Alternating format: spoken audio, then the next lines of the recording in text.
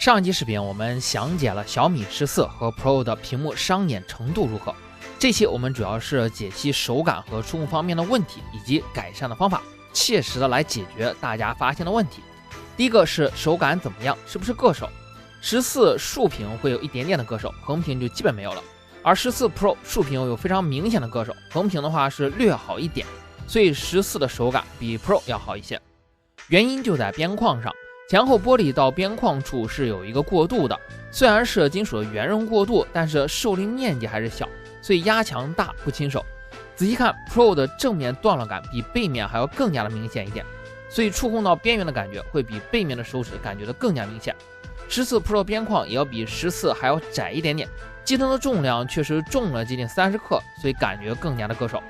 戴个套的话也就能解决问题了。出厂自带了这个黑色的哑光板，也是比较的耐脏，但是只要做成圆润机身的话，再想要得到极窄边框就没有办法了，总不能拿个板砖给它拍平吧。小米这么考虑主要是为了视觉边框的最小化，所以要手感的话大家可以戴套，要精致的话就可以选择裸奔。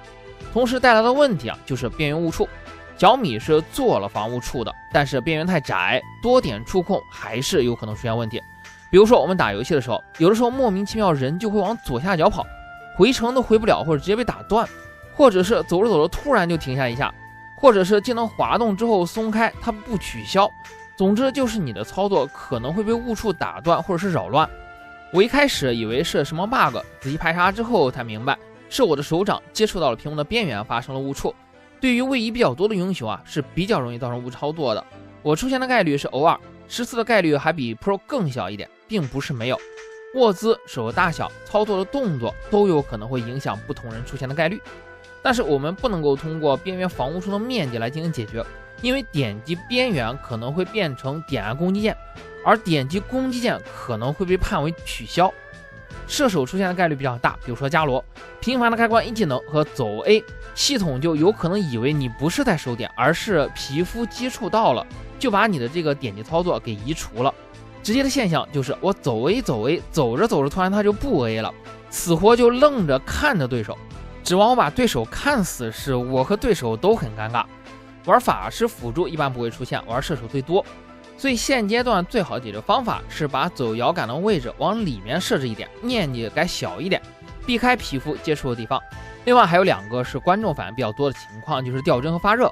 所谓掉帧，具体表现是突然就卡，或者说变成慢动作之后又变成快动作，或者是人突然闪烁了一下，没有中间的过程了。我在检测帧数的时候发现，这种现象同时帧数会发现波动，但是波动的幅度非常的小，并不至于造成丢帧，所以我并不确定是手机的问题还是游戏的问题。比如说有可能是温控限制了性能，突然的运算量一大，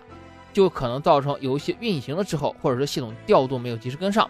解决的方法就是把帧数改成90，或者是降低画质，流畅度其实感觉不到什么区别，降低功耗也是可以大大降低类似问题发生的概率。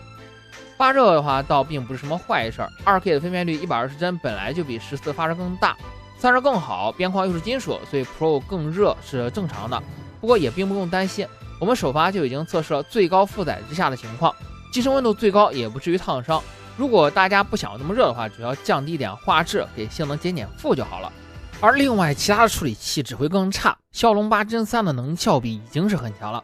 所以新机有后台更新的情况之下，发热量可能会大一些。正常的日常使用和游戏表现的话都没有问题。另外还有一些问题可能是属于系统，我们下期再继续。